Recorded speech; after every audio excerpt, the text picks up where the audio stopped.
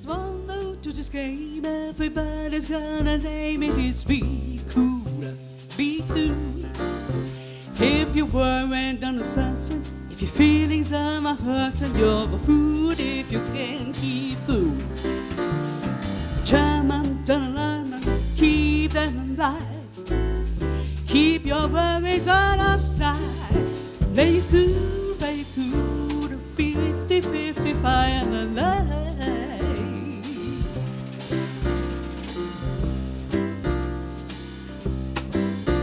If your heart is on the floor, cause you just seen you dumping to the door for the new fool, be cool. Don't you sweat it, stride right in, right down to forget him. Be cool, play cool. Don't get by, smile, keep it light. Be your one best friend tonight. Play it cool, a 50-50 fire and ice.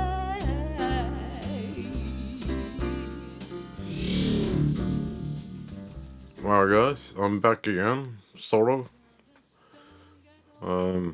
It was a quick and relatively painless affair. I guess in my boredom I digged around in my old recordings again, and guess what? I found a very nice recording with my wife's band Touch, and it gave me an opportunity to use Ozone System a little bit more, and also mastering the mix plug limiter I purchased, and it's a great tool for making things fit into several different formats. This one is actually mastered for use on Spotify or things like that, so I didn't bother mastering it for YouTube. They're not so different in the level, so hopefully it will be a nice experience, and I want to go through a little bit of the functions that I used on this one, and I take it from there. So we'll see where this goes, okay? This is now recording my voice directly into the Luna system, and I hope it works, because I've never done this this way before, and I was planning to show you a little bit of what kind of plugs I'm using here, so we'll try to figure out by just doing things. And now I'm gonna change the view for this is the headphone control, and at the moment I don't need that much backing, but this is the main strip, as you can see here, and this I want to move here. And I was talking about the plugs I'm using, and now I can go up here and I can collect whatever I'm using. First of all, I'm gonna put in some mastering tools. And here, if you go down here, need another letter, I guess.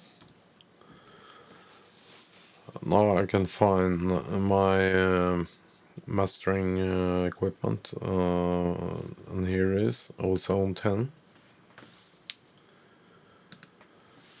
And the way I do it now, I bypass the unit, and then I do a quick scan of the unit, but when I'm doing it here, it's not actually any point, because I'm now scanning the master out, and it's not very loud. And if I can go out here now and see, I got a mastering chain. It's a suggestion from iZotope. And the first thing I do, I turn off the maximizer, because I really don't need that. So now when I go out from bypass, I can see my EQ. Now of course I need a little bit more juice to hear.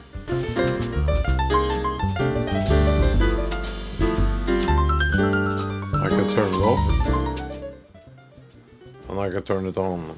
It's just we're listening to the headphone mix, so it's not affecting that. But here I can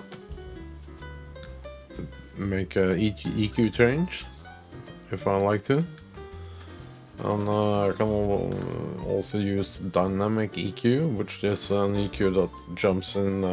You can see it's small movements here, where I just compress those parts, and it's a very neat tool. I've used it a lot. So and the imager is making the stereo picture more correct, so I can relearn it if I like to.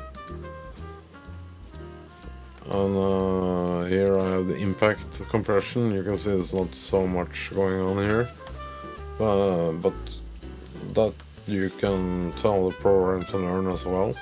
So you can see it's moving a little bit here. Stabilizer, stabilize the signal. So it's actually a nice signal going through the system. And here I have my LUFS reading. It's far too low now. It's about 20 LUFS. And if I bring in my limiter,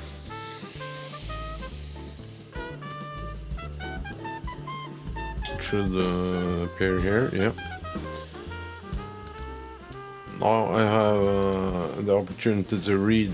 Here I can choose what I'm mastering to. It's let's take Spotify as an example, and now I can find the highest moment in the music, and I can analyze it. I don't know where we are now, so I just analyze, and I get a suggestion here, and you can see I'm pretty much in the ballpark already. Here I can change a little bit link between the channel and the amount of output compression, and it should be okay. Turn off the view here, and I'll just raise my fader a little bit here.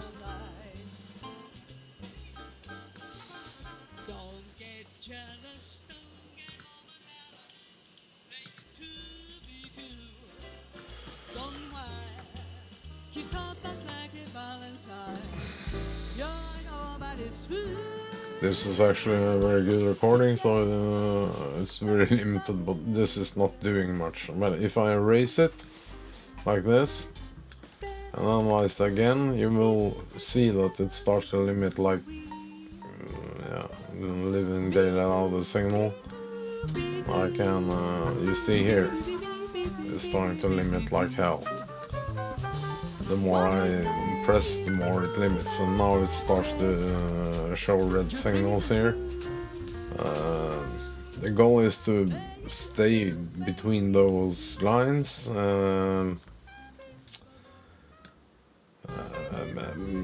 Actually, I don't use that as a guideline. I just use it for I use my ears. That's the point here, and now I can rebalance the whole mix here, and as you can see, it's I take that down very much, but it's still in between the lines here, and take down the gain a good deal. So this is jazz music, so it doesn't need to be -12 or -14. -16 is absolutely okay here. It loves amount. I also have another plugin. It's called a level meter. This is also a fantastically nice tool to have, where you can actually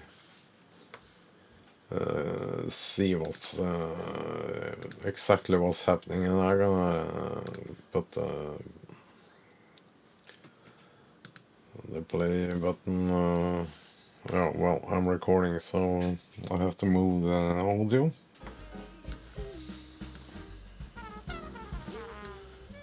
This is not something I usually do this way, but it's just to show you the things. I think I need some more audio here.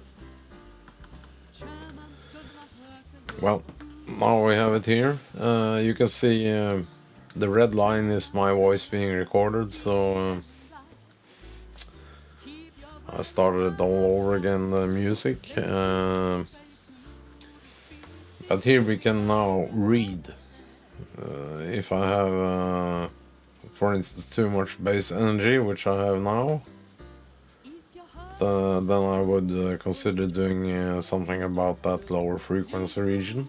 I can see my stereo picture, and I can actually listen to only that part in a mono way if I like, and I can see my peak readings, which is now 1.1 dB below 0.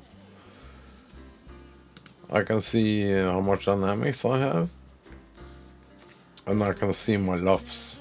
There it's actually 17 now, and I need actually a little bit more.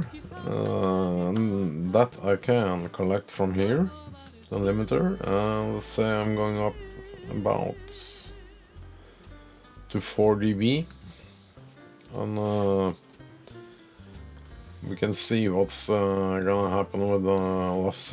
It doesn't appear immediately, so it has to read a section of the file before it actually reads the correct amount of LUFS. I use, you can see here, I use more expand the big audio. What shall I say? The big curves to determine the LUFS setting. You always choose the highest levels, and then you can actually relate to them, as that's the maximum sound energy in this track. Let's see if I can make it a little bit larger. That was very large, like this, maybe. But you can see I still have 1.1 dB headroom in the overall mix, and I can raise this a little bit more.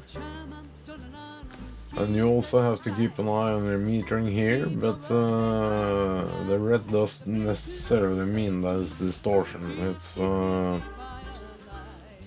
you have a couple of dB more before it distorts, but I don't prefer music that loud. Now you can see I'm down to 12.6 LUFS here. I still have a good amount of LUFS here. Let's see, 15.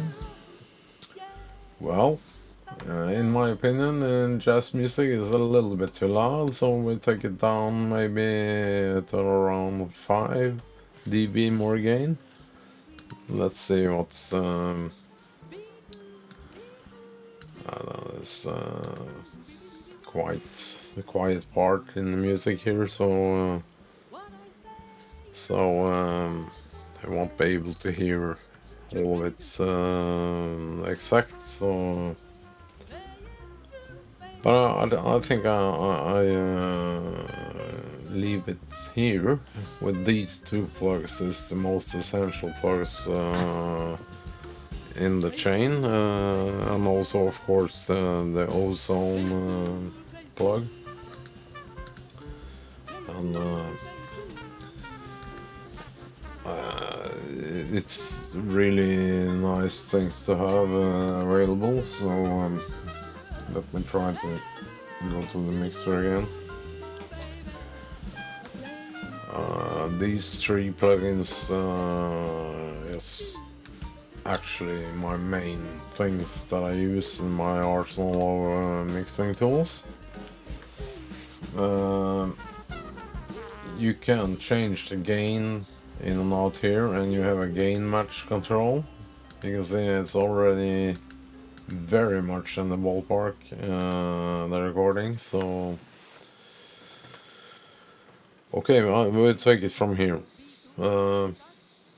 This has been a new experience for me doing it this way, and well, it's not been the most easy thing I ever done, but we'll see if I can try and figure something out here.